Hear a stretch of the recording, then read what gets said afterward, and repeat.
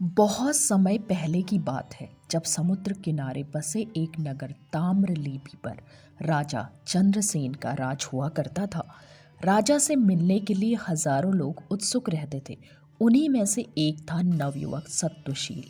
सत्वशील को काम की तलाश थी, इसलिए वो हर दिन राजा चंद्रसेन से मिलने के लिए उनके राजमहल पहुंच जाता। अफसोस, उसे हर बार दरबारी भगा देते थे। ऐसा होते होते बहुत समय गुजर गया, लेकिन लड़के ने हिम्मत नहीं हारी। वो राजमहल के साथ ही हर उस जगह पहुंच जाता जहां राजा की सवारी जाती थी। एक दिन राजा भ्रमण कर अपने सैनिकों के साथ महल की ओर लौट रहे थे। कड़ी धूप होने के कारण राजा को काफी तेज प्यास लगी। सैनिक इधर उधर पानी ढूंढने लगते हैं, लेकिन कोई भी कामयाब नहीं होता। तभी राजा अपने मार्ग पर खड़े सत्वशील को देखते हैं। नवयुवक को देख राजा पूछते हैं, क्या तुम्हारे पास पानी है? सत्वशील तुरंत राजा को पानी पिलाता है और साथ ही कुछ मीठे फल भी खिलाता है। राजा उससे काफी प्रसन्न होते हैं और कहते हैं, मैं तुम्हें कुछ भेंट देना चाहता हूँ, बताओ तुम्हें क्या चाहिए? भूपति चंद्रसेन के सवाल पूछते ही झट से सत्वशील कहता है, महाराज, मैं लंबे समय से काम की तलाश कर रहा हूँ। अगर आप मुझे कुछ काम दे दें तो आपकी बहुत कृपा होगी। इतना सुनते ही राजा तुरंत उसे अपने दरबार में नौकरी दे देते हैं और कहते हैं कि उसके द्वारा पिलाए गए पानी का उपकार वो जीवन भर याद रखेंगे। वक्त बीतता गया और अपनी प्रतिभा की वजह से नवयुवक राजा का बहुत करीबी बन गया। एक दिन भूपति चंद्रसेन सत्वशील से कहते हैं, हमारे नगर ताम्रलिप्ति में बेरोजगारी बढ़ रही है, इसके लिए हमें कुछ करना चाहिए। इतना सुनते ही नवयुवक कहता है, आप हुक्म कीजिए महाराज।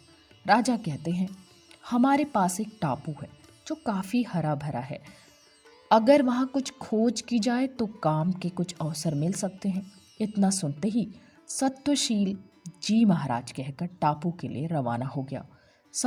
समुद्र के रास्ते टापू के पास पहुंचते ही सत्वशील को पानी में तैरता हुआ एक झंडा नजर आता है। झंडे को देखते ही वो हिम्मत जुटाकर पानी में कूदता है। पानी में कूदते ही नवयुवक सत्वशील टापू की राजकुमारी के पास पहुंच जाता है, जहां वो अपनी सहेलियों और सेविकाओं के साथ गाना गा रही होती है। राजकुमारी को नवयुवक अपना परिचय देता है। कुछ देर बातचीत करने के बाद राजकुमारी सत्वशील को भोजन का निमंत्रण देती है और खाना खाने से पहले पास के ही एक तालाब में स्नान करने का आग्रह करती है। जैसे ही सत्वशील तालाब में नहाने के लिए उतरता है, वो ताम्रलिप्ति महल की सभा में पहुंच जाता है। एकदम सभा में सत्वशील को देख राजा चंद्रसेन चकित हो जाते हैं। वह उससे पूछते हैं, अरे तुम यहाँ कैसे? सत्वशील राजा को पूरी घटना के बारे में बताता है।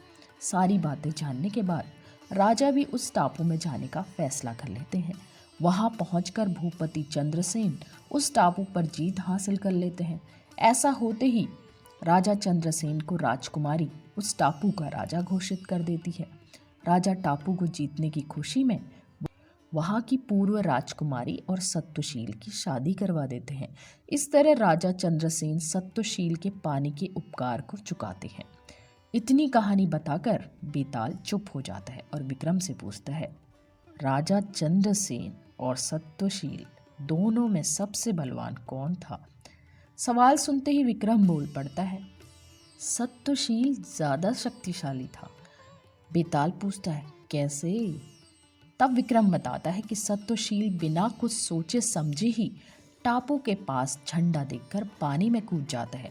वहां कूदने पर उसे किसी भी तरह का खतरा हो सकता था, जबकि राजा को पता था कि वहां पानी में कोई खतरा नहीं है।